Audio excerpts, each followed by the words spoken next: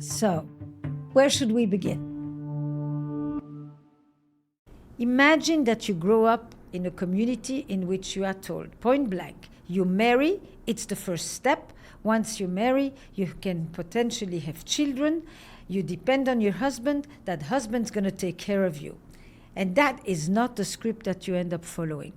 And at the same time, you think you should have a partner, but when you look around, none of the people that you know have a relationship that inspires you. I'm Esther Perel. Welcome to Where Should We Begin for another episode.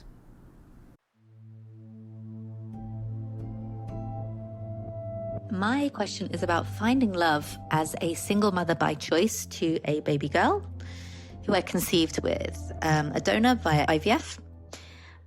I am a completely different person now, as you can imagine, to how I was before. I was living in a foreign country, living and working abroad, and decided to move back to my hometown to be closer to my family and my friends and my community, because having that network of support has been absolutely invaluable.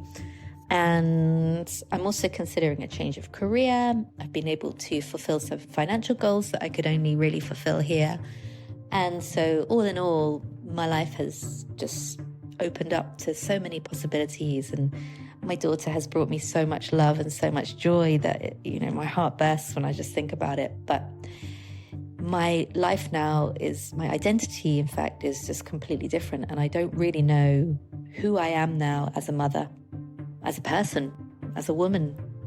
And finding love, given those kind of uncertainties, is a little bit scary, and I don't really know where to start with it. So although I'm not in a rush, I'm a year on, my daughter is very much still my priority. I still have, obviously, my needs and my desires, and I'm trying to figure out how to balance those with my daughter, who is not just a part of my life, she is my life. And I'm wondering how I go about doing that. The kind of man that I would have chosen before is certainly not suitable in any way for my daughter, especially for my daughter. For me, of course, but the idea of them providing a role model, that has changed. I now need someone who is stable, who is secure, who is kind, loving. And, the men that I chose before were this way as well, but they were not emotionally available. These are things that I begin to think about, that now that I am so emotionally available, it's a bit difficult for me to kind of figure out the dating pool, as well as bringing someone who is stable, secure, loving, safe, more than anything, for my daughter to be around. So these are the fears that I have, and I would love to talk them through with you to see if we could kind of figure this out together.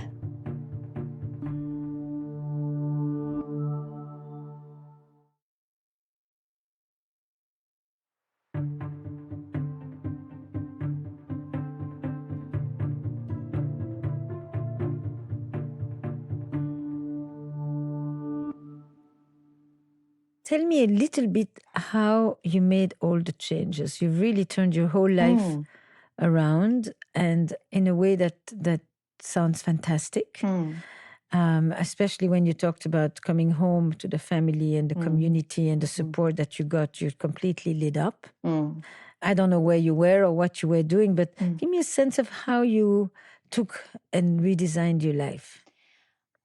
Well, to be honest, it was more about instinct and knowing that it's going to be the best thing. I was raised in a community. I'm originally Southern Italian, but I was born in the UK, and we had a very strong, close-knit community here, very close-knit family as well.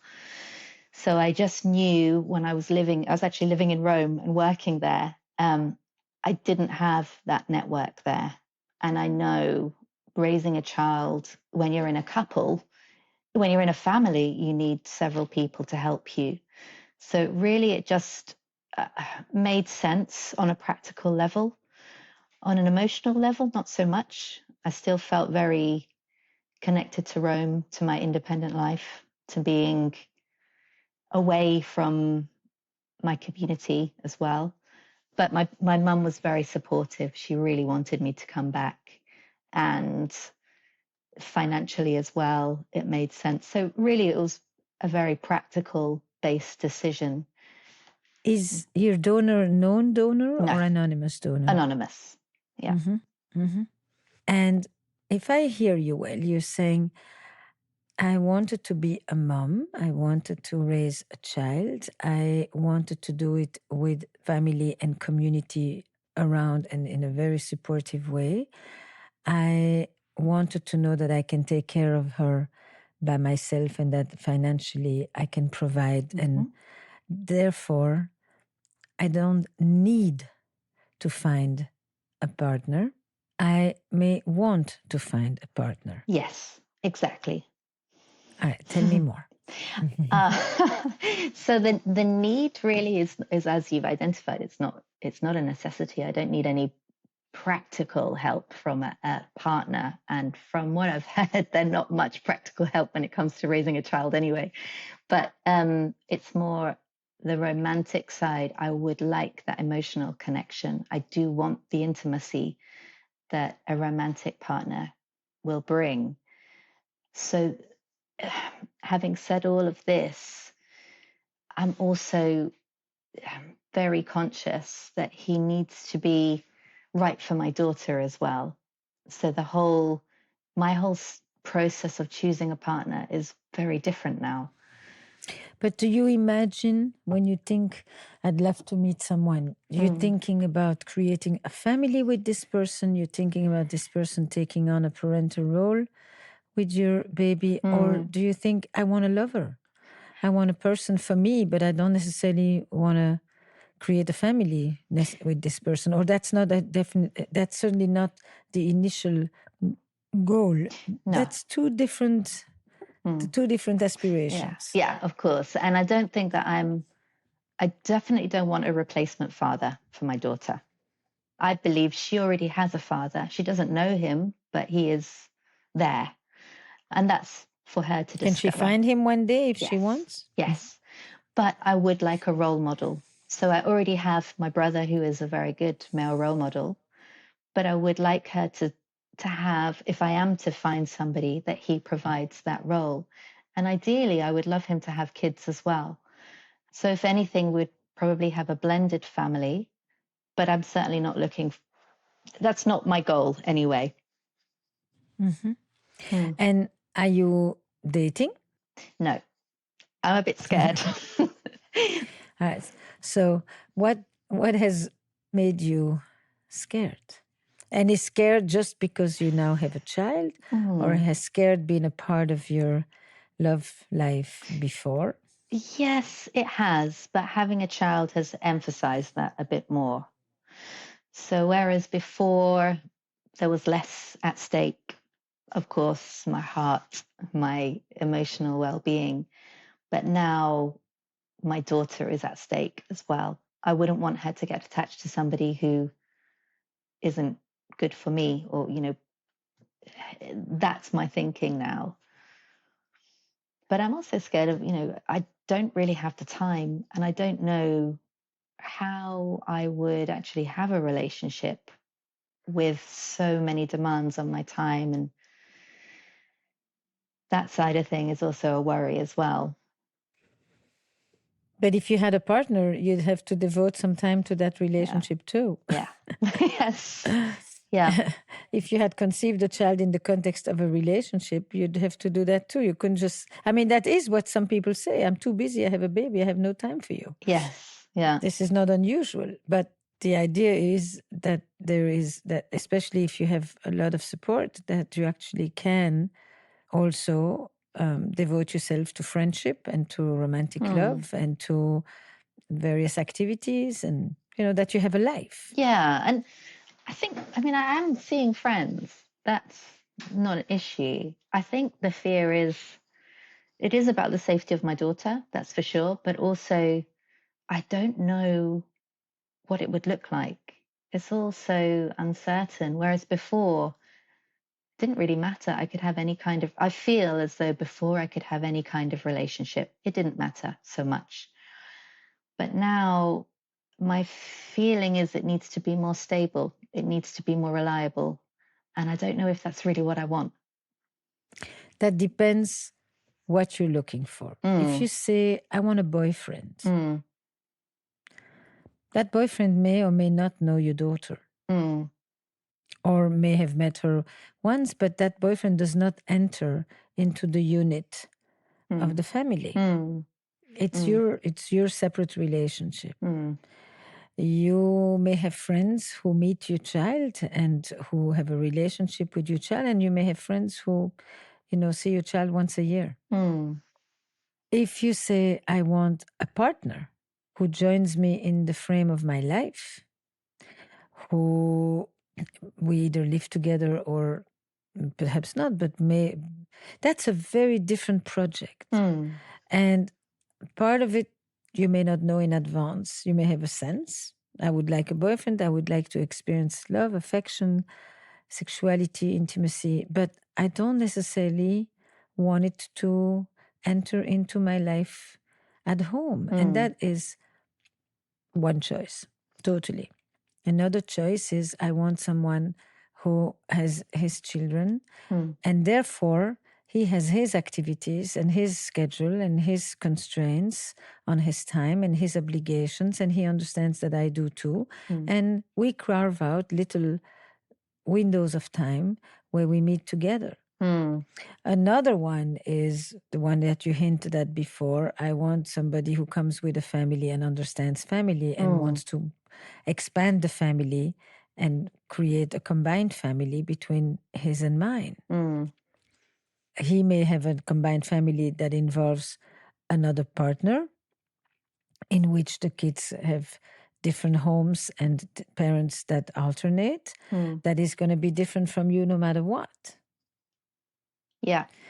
You may find someone who doesn't have an ex-partner, and therefore they are alone with the children. But I have 6, 7 scenarios just like that at the top of my hat of the kinds of relationships and the kinds of relational networks that each one of these relationships would presuppose. So I don't know. The one that you talked about is the blended family. Yeah. If that's your image, that's very different from a boyfriend. That's very different from a lover. That's really, I have a family, you have a family. Shall we make a new family? Yeah. And to be honest, all of those scenarios seem nice to me. They all seem good. Okay. Well, that gives you a range of options. It does. However, I mean, there's a reason why I left this community, and that's because of all the expectations that are put on me. The idea of having a casual relationship is, I think, of course, no one would care. This is the thing. But I think emotionally, I'm still tied to that expectation that I will not participate in those kind of relationships in my hometown with lots of people who know me around me. So that's also something that I'm sort of struggling with, being back here. But if I may, I would imagine, you tell me, that there are not that many people who have left your community the way you did. Yeah. That there are not that many that went ahead and had a child with an anonymous donor like you did. Yeah. Without having to depend on a partner to do so. There are not that many who went ahead and created a career the way you did so that you could be totally financially independent and provide for your kid. So by now, you've kind of established, I am a part of you, but I'm not necessarily like you. Yeah, very much so. And regardless of that, people all said, or at least your family has said, and your friends have followed, come back. We'll be there for you. So the message has been sent to you. We accept your life choices and we'll participate in them. So it's a little late to start to suddenly worry about what people think. Yeah, Wouldn't you say? So. Yeah, and funnily enough, I didn't care what people thought when I got pregnant, like you said, with an anonymous donor. So, yeah. Tell me, take it in and then take a moment and then respond to me. Yeah. I think for me, the big one is those expectations. It is that there is a part of me that still cares about what people think. And the thinking is what? What are the sentences? God, did you hear about her? She's a slut. She's been with everyone, that one. Oh, no, you don't want, she'll never get married, that one. She's too liberal. These are the things that I hear in my head. And what have you heard on the street? How did you do this? This is amazing. This is what I've heard. This is what people congratulate me for. I wish my daughter would do this too. Yeah, thank God you've done this now and it's not too late. These are the things that I've been told. So who are you hearing in your head? My mother. I'm not hearing my father, but I'm feeling the shame that's related to upholding his masculinity. Meaning? If I'm doing what I want, if I'm expressing myself as I feel, it shows that he can't control his women. Yeah. So, I mean, this is ironic because what I've done is probably the most shameful thing I could have possibly done as a woman in my community. And it turns out to be the best thing that I've ever done in my life. What was shameful about it? To what? The fact that I don't know who the father of my child is, and the fact that I'm not married. Which one is the worst? That I don't know who the father is. Right. That's where the masculinity comes in. Okay, so you don't know who the father is, but you didn't do it from sleeping around. No. So that kind of resurrects you? Yes, it does. It does. I mean, you did it as a deliberate act of technological procreation. Yeah. And it was very much my choice. It's not I just found myself in this situation. Right. Right. But that may be even more complicated. Yeah. Sometimes there's more sympathy. Ironically, there's more sympathy if you're the victim of something than if you deliberately made that choice. Have you ever had a conversation with your dad about any of this? No, because he passed away. So he passed away 6 years ago now. And the last thing that he said to me was, I want you to get married. So that's a very heavy kind of desire that I haven't fulfilled for him. And that you would like to? I don't think I want to get married, but I do want a stable relationship. Right. But you didn't tell me if you want this relationship to involve you or to involve your daughter and you. I want it to involve my daughter and me. Okay. Yeah.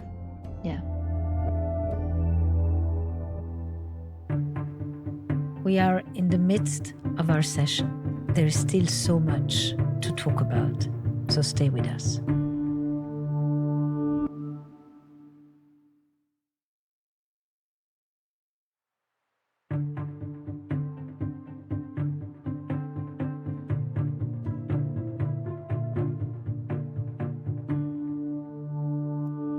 Okay. So you want more than a boyfriend? Yeah. Okay.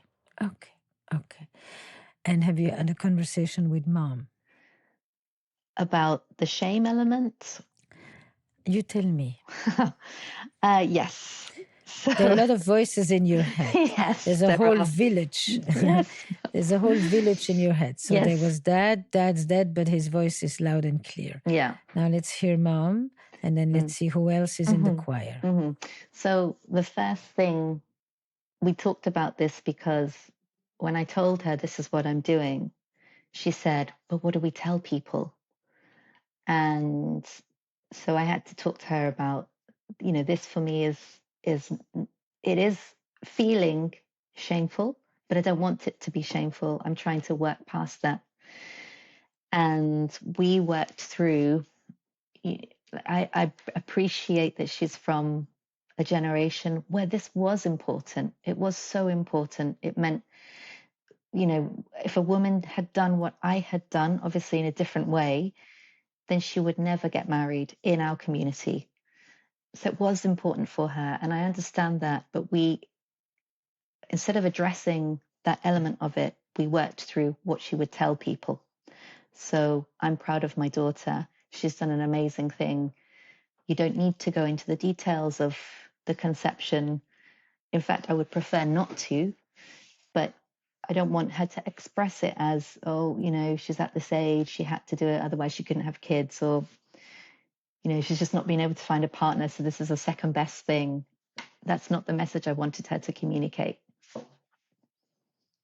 And she found your scripting helpful?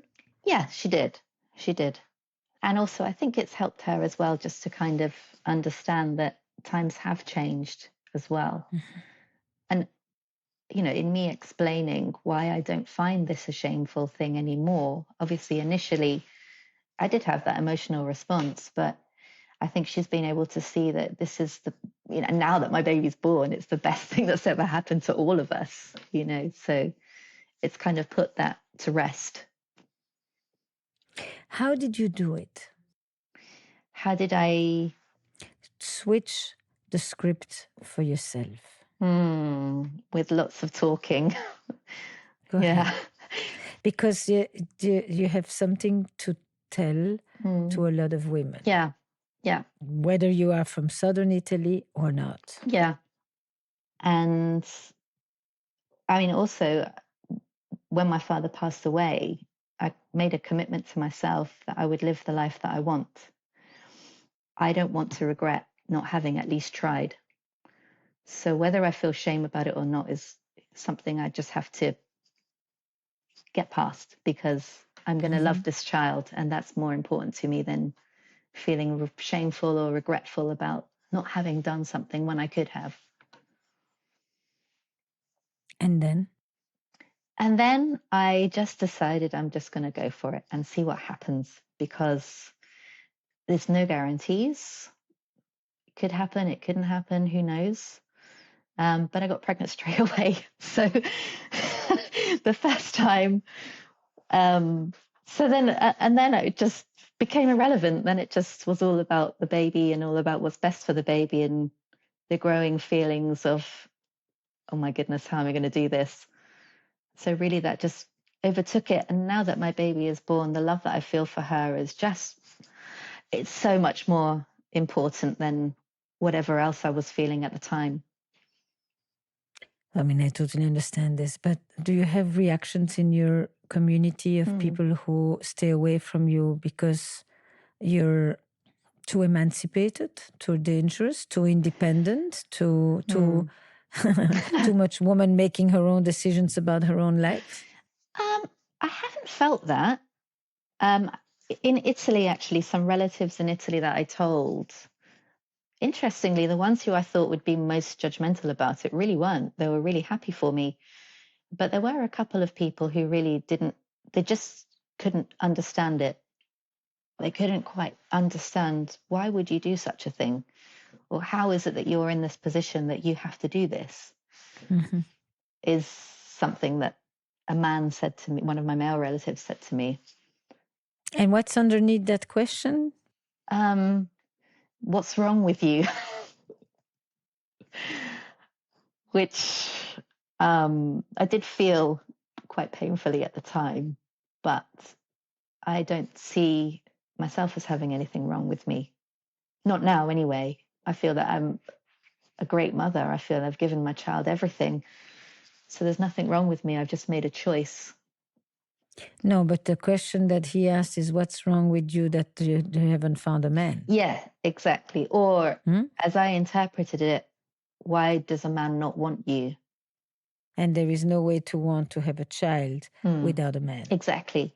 Yeah. So you depend on the man for the man, and you depend on the man for the child. Yeah. Yeah. That's it. And then what did you do with that voice inside your head? Well, this is going to sound really cruel, but To whom? to him. But I don't respect his opinion because I don't really respect him. I've traveled the world. I'm an independent woman. There's many accomplishments that I'm proud of. My baby is the most important accomplishment. So why would this man's opinion matter to me? Good for you. Yeah. You know, but I'm collecting the voices because sometimes even while we are able to kind of push them away and refute them, they do kind of penetrate through the cracks, and they become layers of the collective voices, the village that lives inside our head. You know, the village and the community provides close support in all traditional cultures, as long as you do what's expected. Yeah. Yeah. I mean, the support is not just, you know, for whatever. The support is contingent on your following the rules. And the rules is you're incomplete as a woman if you don't have a husband. Yeah. Yeah. And therefore, all your efforts are about finding the husband, because that's the person who's going to give you children. And when you say, I haven't found this husband yet, and I don't see why I have to not have children until I find a husband, in fact, I'm going to have children, and hopefully it'll actually make me more likely to find a husband. Yeah. Yeah. And you want that husband to be from your community as well, or it doesn't matter? It doesn't matter to me. No. I say that, but I would, in an ideal world, yes. I don't know how possible that is, just because I know a lot of them and there's no one that I'm interested in. But it's not something that is essential, no. And why would you prefer from your own community? I think because we understand each other on a deeper level. So what's really important to me is family. That's my number one value.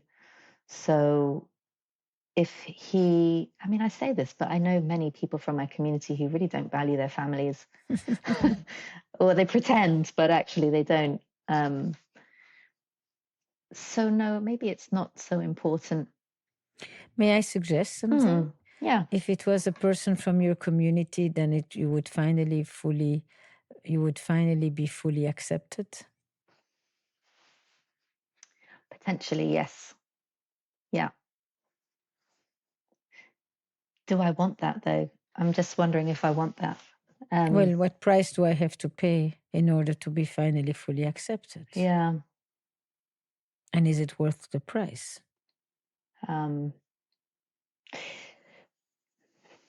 The short answer to that is I don't think it is worth the price. Okay. I thought you would say that too. Yeah. Do you meet men when you travel? I have done, yes. I have done. They have, I've had some really lovely relationships. I've met some really lovely men, but they're all emotionally unavailable, which reflects how I was at the time as well. They would shy away from intimacy, not want relationships, not want commitment, and make that very clear. And sometimes that suited me, sometimes it really didn't. But as I've become more available emotionally, and I'd say that certainly in the past 2 years, that's been the case. I've been more direct in expressing that I want a relationship, or I wanted commitment, or what it was that I wanted or needed at the time. And what changed in the last 2 years? I can't pinpoint anything in particular that has changed, but certainly COVID, being on my own in COVID. I was on my own for the whole of the lockdown in Italy, and it was very much a lockdown, yes. But that really showed me that I do want intimacy, and I miss the connections that I had, especially in my community. I've really missed that. And Also, my father passing away really showed me that I found vulnerability and expressing vulnerability very difficult. And my needs, especially my needs and my desires, I found that really difficult. Really, my dad's death put that under the spotlight. How so? I think the connection that I had with my father towards the end of his life was really profound. It was probably the first time that he had ever told me that he loved me. And he showed me in many, many ways, but I didn't understand. He had cancer, so we knew he was going to die from the cancer. I think that just brought us really close together. And his approval, him telling me that he loved me and that he was grateful to me. And really, I'd never seen that side of him before. That really showed to me that I want that emotional connection and that vulnerability in all of my relationships. Mm-hmm, mm-hmm.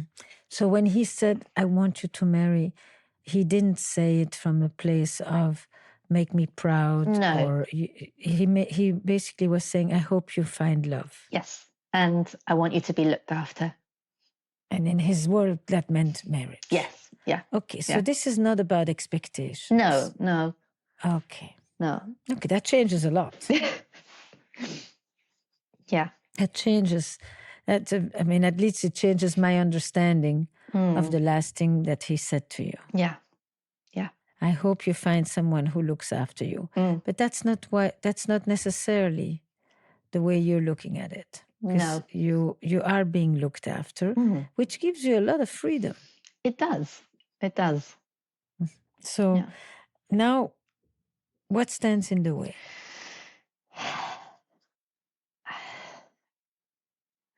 I think ultimately it's fear. It's a feeling that I can't trust as well. I can't trust that he'll be reliable and that if I need him, he will be there. It's not about him being faithful or unfaithful. That's never been an issue for me. It's more about, does he really mean what he says? Is he really going to be there for me if I need him? That I think has underlined a lot of my relationships. And that's a fair request. That's not necessarily just a fear. I want someone who I can count on. Yeah. Yeah. Who, when he says they're going to show up, shows up. Who is attentive to the things that are important to me. Yeah, that is a. If you said that about a friend, you wouldn't say I have fears. Yeah. Yeah. You would say, here are things I expect from friends. Yeah. But you wouldn't say, I'm afraid. You would say, here are things that I see as part of friendship. So why, when it comes to men, do you frame it as a fear? Basically, let me ask it to you, to the real question. You come from a community, as all communities for that matter, that has a lot of ideas and a lot of clear assumptions about men and women and relationships and marriage and trust and cheating. It has a very clear code. How much is one of the messages on the street, as you said? Because you already slipped that out before when you said that you need a man to help you with the raising of the kids, but we know they're not that useful in that department. That's street talk. Yeah. Yeah. You understand? What I mean by street talk is like it's the vernacular of how people, what can you count on men for? What can you count on women for? Women are this way, men are klotzes, they can't really help in the house. It's not necessarily true, but that's, you go with that statement. And the next one you just uttered now is, it's really hard to find a reliable man. Yeah. Men are unreliable. These are declarations, statements, plenty of statements about women, about those kind of women versus those kind of women, the virtues. You already talked about the sluts. You've kind of brought in an entire society of characters. Yeah. Yeah. Is it a village where you are, or is No, it a big city? it's quite a big town. It's a city, but it's a town, really. Right. But there is a strong Southern Italian community. Yes. Yeah. That lives in this town. Exactly. And that basically has brought with them a lot of very strong established notions of how we see men and how we see women and what each gender is good for and what they're useless at. Exactly. And a lot of this stereotype is part of mother's milk. Yeah. Yeah. So is the one about how difficult it is to find, are you afraid because something happened to you, or are you afraid because basically you've been fed that mother's milk? It's the mother's milk, definitely. It's the observation that most women that I know in my community, I've grown up with lots of women who felt very unhappy in marriage, very repressed. I mean, one of my friends said to me, "You're the only one who has freedom and is actually using it." And and I felt really sad because it's true. I'm the only one who's taken my freedom and run with it. And that's kind of how I've seen marriage and male-female relationships, that they're... So you're in a trap. You would like to get married, but in fact, when you look around, there is nothing particularly attractive about it. Yeah, it's a trap. Exactly. That's exactly how I describe it. I was raised to be a wife, really, not someone who has a career, but that's a trap as well, And a wife is not necessarily a woman, nor a career person, nor a free person. And so this is the essence of what if I hear your question.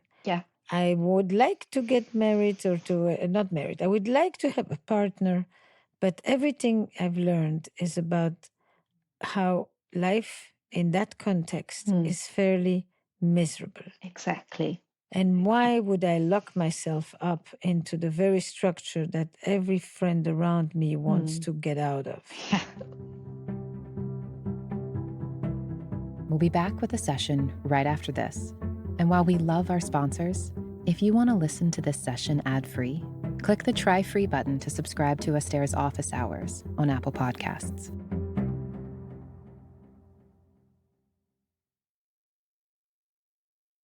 There was a time I must have been, you just made me think of this, about 9 years old or so, 9, 10. And my mother was surrounded by a group of friends, and their husbands were dying at the time. And I remember saying to my mother, they must be so sad. They have lost their husbands. And my mother said, they're so happy they don't have to wash anybody else's socks anymore. And it stayed with me like one of these like she just cleaned me of the romantic, haze in one comment. It's like, girl, don't misunderstand. There is love, there is romance, and then there is marriage. Yeah, exactly. Now, of course, I think we've gone a long way to try to create a different kind of marriage. But you're saying to me, there's something I think I want, or at least I think I should want. But in fact, when I look at it, I don't really want it. Yeah, that's right. Yeah. Okay. And it's called relationships, partnership with a man, a life partner, even if you don't officially marry them. And that's okay. If you don't marry them, you may have a little bit more freedom. But here's where you're going to need to learn to trust yourself. And that means it may not be from the community. Yeah, and that is something that I was thinking about. I don't know, because my identity now is so different, I don't know if I trust myself. I don't know who I am, first of all, to be able to trust myself as well with those decisions. Why? I think there's a lot of self-doubt now. I definitely feel less confident. I'm just not sure about who. Why less confident? I actually don't know why. I just feel I haven't been at work for a year now. I've had a long maternity leave. I don't function the same as I used to. My thinking, it's hard to think sometimes. I'm so consumed with what does my daughter need? What do I need to do now? What do I need to do tomorrow? That I find it hard to, even sometimes remember words. So that has changed. My body has changed. I don't even look in the mirror anymore just because I don't have time, or I don't, like I said, I'm so busy thinking about other things. These things for me have knocked my confidence. And I don't even know if they've had a knock-on effect yet on my romantic life. But I do feel wary about, am I the woman that I used to be, I guess. No. But that doesn't mean that I should completely deny the woman in me. Yeah. Because I am also a mother. Yeah. I mean, the new exercise is about retrieving the woman from behind the mother and making room for various parts of your identity. So if you say, I was raised to be a wife and I don't just want to be a wife, then you say, I want to be a career woman and a mother and a lover and a woman. Then now you're going to take this project of these multiple parts to my identity, and you're going to see this as a unique opportunity to actually straddle them all. And you will, of course, learn that you cannot be perfect in all of them, because that's how it works. But the fact that you even have access to all of them is a unique opportunity that most women in your community have never had. Yes. Yeah. So you can't just get away with saying, I don't have time to look in the mirror for a minute. You have good support, you have mom, you have friends, you have probably other relatives. You need to find your time to look at yourself in the mirror, in the symbolic sense of the word. Yeah. Yeah. And of course, you have a 10-month-old, so this takes time. Yeah. This is not happening right now. But the permission and the value that you assign to it have to remain a part, because this is the change that actually happens. If you then voluntarily do away with it, then you may not be the wife, but you'll be the widow. And that, ironically, is what a lot of women in my community do. They, if their husband dies, they never, ever have another relationship. Or, if they get past a certain age, traditionally, that's it for them. They just give up. So you haven't gone that far. No. To now voluntarily give up on all of it. It may take a few years. I remember it took me a few years before I remembered the beginning of a book when I reached the end. So your attention changes, your brain changes, you focus on your children. But that doesn't mean that you become invisible to yourself. That doesn't mean that only the needs of your daughter matter and that you don't pay any attention to your own needs. And that takes a while to figure out, but the value has to be present with full permission. And partly it will also be a better model for your daughter, because the model of sacrificing and chastity is not the most inspiring one today for your daughter either. I don't want to imprison my daughter in that either. Okay. Yeah. So you plan to go back to work? I will be going back to work, yes. Okay. And so your daughter will learn that she's being raised by a community, that she has grandma, that she has multiple maternal figures. Yes. That she has some parental and paternal figures. And she will be different than some of the kids in the village or in the community. Anyway, and when I say village, I mean it because basically the people in the community have brought the values of the old village into the big town. That's right. Yeah. Into another country with a different language, but with the same values. At least a certain generation. And they've stayed there. Right. Yeah. So your daughter is going to know that she's different.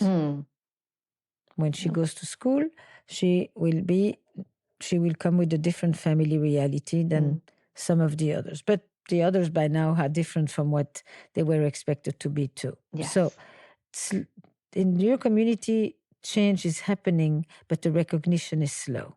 Yes. And you will talk with your daughter about that. And that will be one of the messages is your mother wanted very much to have you, and she found a way to do so. And she didn't have a male partner at the time to have you. And so she got a wonderful person who she's never met, who was generous enough to want to make that your life possible. I mean, that story will have to come up very soon. Yeah. And with that, because, when you grow up, that comes a little later, you will be a mother, maybe, if you choose to, and you will be a woman, and you will be a career person, and you will be a daughter, and you will be a friend, and you will have multiple parts to your identity. And you will find that it's not always so easy to do what you want. But sometimes when you do it, you feel like it's the greatest sense of agency, autonomy, and freedom that you could ever imagine. Yeah. Yeah. You're absolutely right. How is all this landing on you?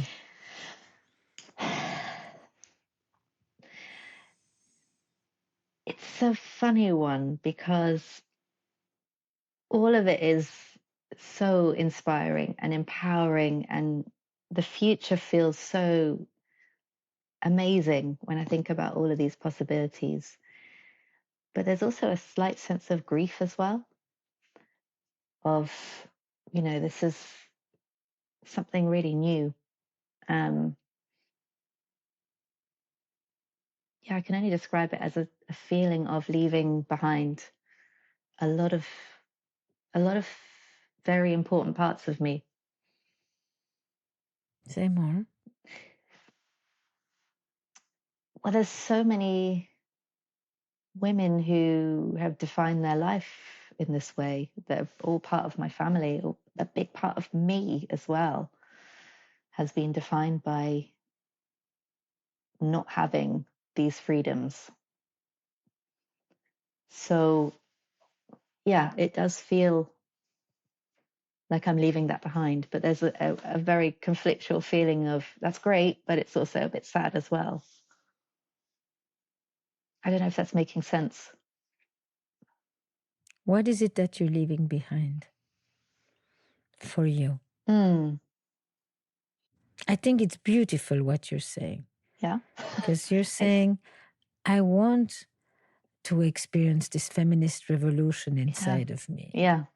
I want to be that pioneer, that woman that strikes out on her own, that makes decisions that no women in my community have ever done. But at the same time, when you leave to do these things on your own, the word on your own is also in the sentence.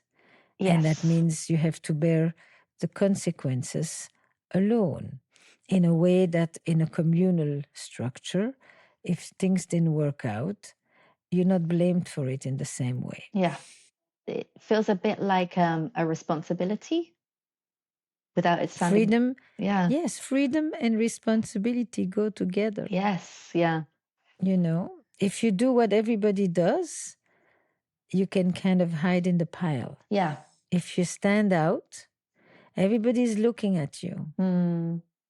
Half of them are cheering you on, hoping that you succeed at it because it's everything they've never dared to do but have dreamed about all along.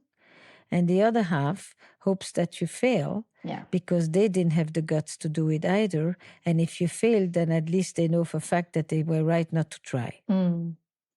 This is true when people strike out in a family or in a company, or in a society, or in a tight community that is identified by shared values and shared assumptions about life and about gender roles and all of that.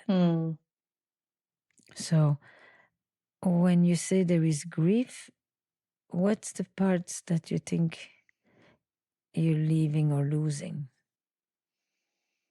Just the fitting in, the feeling of it's such a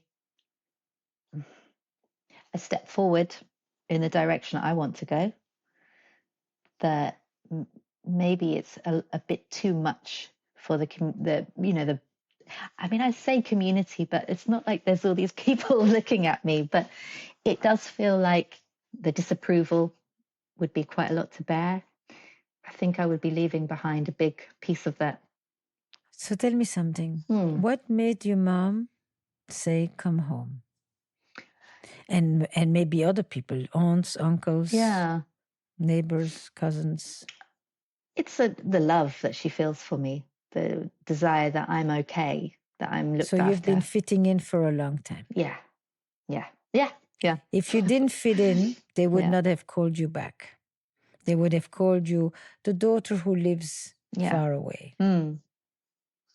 But if they brought you back and they said, we're going to raise this kid all together. So you're fitting in. Yes. Yeah. Remember that? If you didn't fit in a tight-knit community, when you don't fit in, you're not invited back. True. Yeah, very true.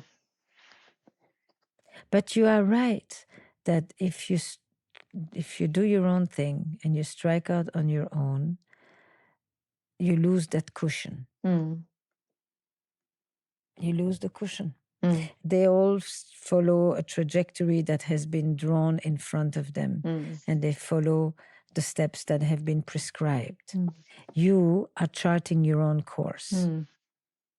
That charting your own course gives you more freedom, more creativity, more empowerment, but also more aloneness. Yeah. And they go together. If you don't follow the prescribed and assigned route, then you pick your own trajectory. And when you pick your own trajectory, you're in charge, but you're also more responsible. You get to create it, but you then bear the consequences of your decisions. Yeah. So when you left for Italy, they didn't, I don't know if they said, go for it, have a great time, explore the world. They have done several times before that. So even when I was, I've traveled a lot, and the first time was very difficult for my parents because I was quite young. But now they just, this is just what I do. It's just, they know I'll come back. So that puts you in a wonderful place. Yes, you are a pioneer. Yes, you chart your own territory. But you have a family that basically says, do what we have not done. Yeah. And we will support you to the best way we can.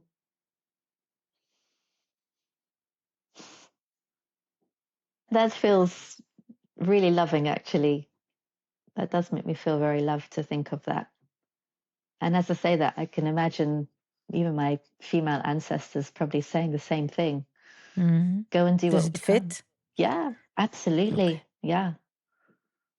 You are the woman who will do what we could not. That's a mission. You're a woman on a mission.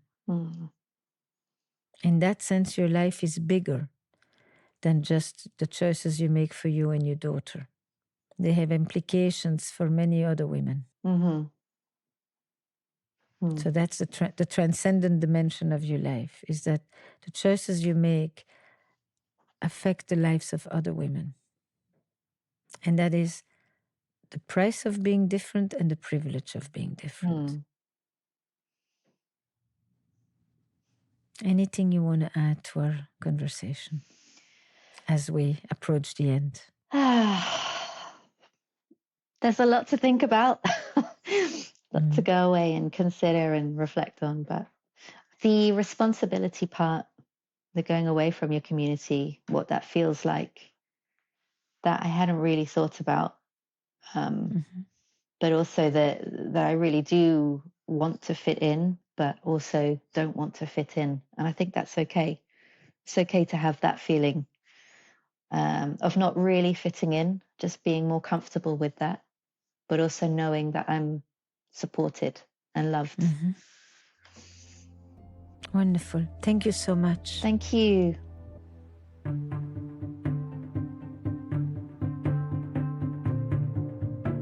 This was an Esther calling, a one-time intervention phone call recorded remotely from 2 points somewhere in the world. If you have a question you'd like to explore with Esther, it could be answered in a 40 or 50-minute phone call. Send her a voice message and Esther might just call you. Send your question to producer@estherperel.com. Where Should We Begin with Esther Perel is produced by Magnificent Noise. We're part of the Vox Media Podcast Network, in partnership with New York Magazine and The Cut. Our production staff includes Eric Newsom, Destry Sibley, Sabrina Farhi, Kristen Muller, and Julia Nat. Original music and additional production by Paul Schneider. And the executive producers of Where Should We Begin are Esther Perel and Jesse Baker. We'd also like to thank Courtney Hamilton, Mary Alice Miller, and Jack Saul.